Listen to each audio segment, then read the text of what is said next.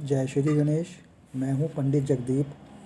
JD news 24 की ओर से आप सभी का सादर नमन करते हुए आज के इस वीडियो में हम सभी के पूर्व जन्मों का लेखा जोखा या हम पूर्व जन्म में क्या थे और हमने क्या जन्म लिया और क्यों जन्म लिया, इस पर हम चर्चा करेंगे।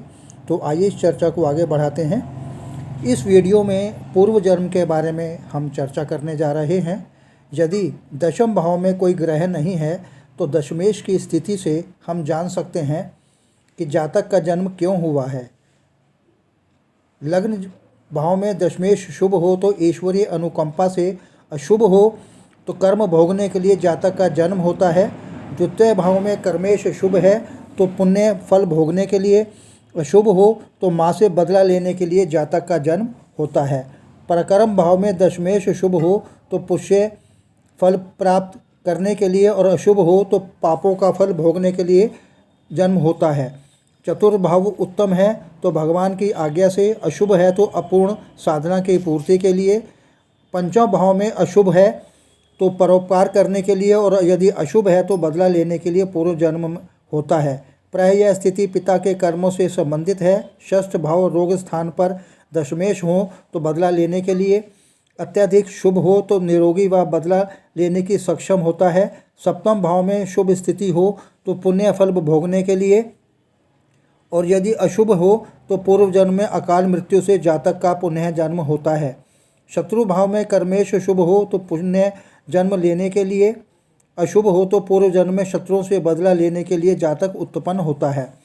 भाग्य भाव में दशमेश शुभ हो तो भगवान की आज्ञा से, अशुभ हो तो पुण्य फल भोगने के लिए प्रस्तुत होता है।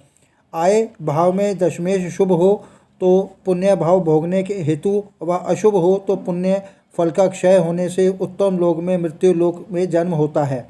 व्यय भाव में कर्मेश शुभ हो तो अपूर्ण साधना को पूर्ण करने के लिए, अशुभ हो तो पूर्व जन्म में पापों का दंड भोगने के लिए वह धरा पर आता है। भगवान की आज्ञा से आने का अर्थ है कि आत्मा ने संचित कर्मों का फल भोग लिया है और पुनः शुभ कर्मों करने के लिए वह भेजा गया है। पुण्य कर्मों का क्षय होने का अर्थ है कि शुभ कर्मों का फल उत्तम लोगों में भोगकर पुण्य कर्म की प्रस्तुति के लिए वह जन्म लेता है। अब हम दशम भाव से दशमेश की स्थिति से जानेंगे कि जातक का जन्म किस कारण से हुआ है। यदि दशम भाव में सूर्य शुभ स्थिति में है तो जातक पुण्य फल भोगने के लिए जन्म लेता है। अशुभ स्थिति में है तो अपने पापों का फल भोगने के लिए आता है। चंद्र शुभ है तो भगवान की आज्ञा से, अशुभ है तो अकाल मृत्यु होने से पुनर्जन्म होता है। यदि मंगल शुभ हो तो उपकार का बदला लेने के लिए, अशुभ हो तो बदला लेने के लिए जातक का जन्म होता है। बुध उत्तम हो तो पुण्य फल क्षय होने से व अशुभ हो तो पाप का फल भोगने के लिए धरती पर आता है। गुरु शुभ हो तो भगवान की आज्ञा से, अशुभ हो तो अपूर्ण साधना रहने से पुनः जन्म लेता है। शुक्र उत्तम स्थिति में है तो पुण्य फल भोगने के लिए, अशुभ हो तो पिता के कर्मों का बदला लेने के लिए जन्म होता है।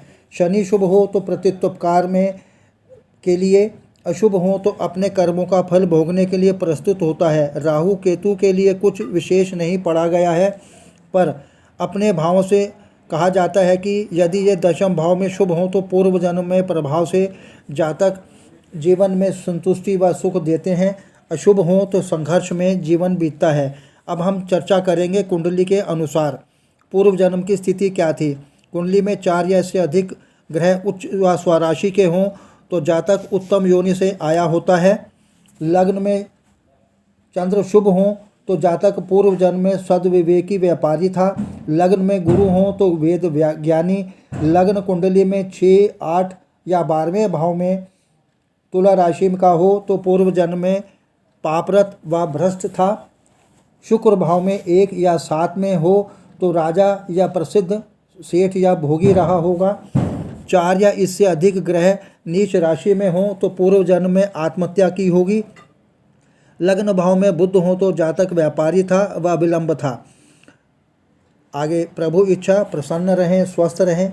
आपकी समृद्धि की कामना सहित पुनः जय श्री गणेश।